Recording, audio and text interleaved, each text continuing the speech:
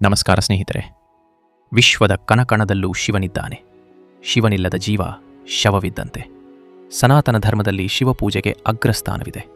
ಆದರೆ ನಿಮಗೆ ಗೊತ್ತಾ, ನಾವು ವಾಸಿಸುವ ಈ ಭೂಮಿಗೆ ಶಿವನು ಹೊರಬಂದಿದ್ದು ಈ ಭೂಮಿಯ ಕಿವಿಯ ಮೂಲಕ.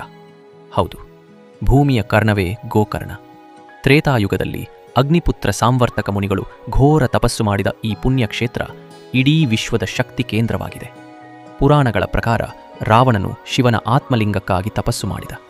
ಶಿವನು ಪ್ರಸನ್ನನಾಗಿ ತನ್ನ ಮೂಲ ಶಕ್ತಿಯಾದ ಆತ್ಮಲಿಂಗವನ್ನು ನೀಡಿದ. ಆದರೆ ಅಲ್ಲಿ ಒಂದು ಕಠಿಣ ಷರತ್ತು ಇತ್ತು. ಈ ಲಿಂಗವು ಎಲ್ಲಿಯೂ ಭೂಮಿಯನ್ನು ಸ್ಪರ್ಶಿಸಬಾರದು. ದೇವತೆಗಳ ಸಂಚು ಮತ್ತು ಬಾಲಗಣಪತಿಯ ಯುಕ್ತಿಯಿಂದ ರಾವಣನು ಗೋಕರ್ಣದಲ್ಲಿ ಲಿಂಗವನ್ನು ನೆಲಕ್ಕಿಡಲೇಬೇಕಾಯಿತು. ರಾವಣನು ತನ್ನ ಸರ್ವ ಬಲದಿಂದ ಆ ಲಿಂಗವನ್ನು ಮೇಲೆತ್ತಲು ಪ್ರಯತ್ನಿಸಿದಾಗ ಆ ಮಹಾಲಿಂಗವು 5 ಭಾಗಗಳಾಗಿ ವಿಂಗಡಿಸಲ್ಪಟ್ಟು ಪಂಚ ಆತ್ಮಲಿಂಗ ಕ್ಷೇತ್ರಗಳಾಗಿ ಸ್ಥಾಪಿತವಾಯಿತು. ಪಂಚ ಆತ್ಮಲಿಂಗ ಕ್ಷೇತ್ರಗಳಾದ ಮಹಾಬಲೇಶ್ವರ, ಸಜ್ಜೇಶ್ವರ, ಧಾರೇಶ್ವರ, ಗುಣವಂತೇಶ್ವರ, ಮುರುಡೇಶ್ವರಗಳು ಒಂದಾಗಿ ಗೋಕರ್ಣ ಮಂಡಲವಾಯಿತು. ಅವುಗಳಲ್ಲಿ ಅತ್ಯಂತ ಪವಿತ್ರವಾದ ಒಂದು ಕ್ಷೇತ್ರವೇ ಗುಣವಂತೇಶ್ವರ. ರಾವಣನು ಲಿಂಗವನ್ನು ಎಳೆದಾಗ ಆತ್ಮಲಿಂಗದ ಒಂದು ಭಾಗ ಬಿದ್ದ ಪುಣ್ಯಸ್ಥಳವಿದು.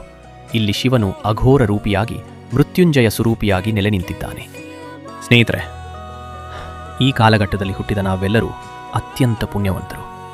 ಯಾಕೆಂದರೆ ಯುಗ ಯುಗಾಂತರದಿಂದಲೂ ಇರುವ ಈ ದೇವಸ್ಥಾನ ಇಂದು ಮರುನಿರ್ಮಾಣಗೊಂಡು ಹೊಸ ಶಕ್ತಿಯೊಂದಿಗೆ ನಮ್ಮೆದುರಿಗೆ ನಿಂತಿದೆ.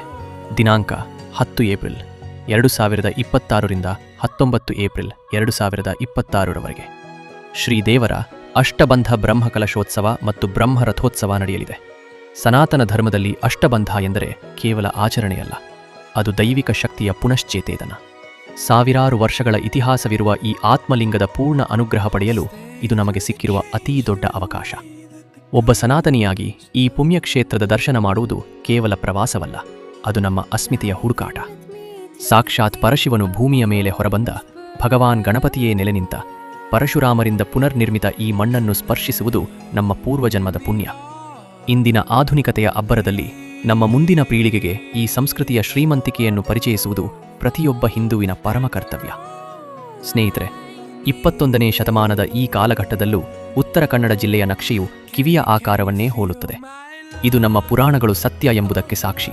ಈ ಅಷ್ಟಬಂಧದ ಸಂದರ್ಭದಲ್ಲಿ ಆ ಸರ್ವೇಶ್ವರನ ಪಾದಕ್ಕೆ ಶರಣಾಗಿ ಧನ್ಯರಾಗೋಣ. ಬನ್ನಿ ಎಲ್ಲರೂ ಭಗವದ್ಕೃಪೆಗೆ ಪಾತ್ರರಾಗೋಣ. ಧನ್ಯವಾದಗಳು. ಓಂ ನಮಃ ಶಿವಾಯ.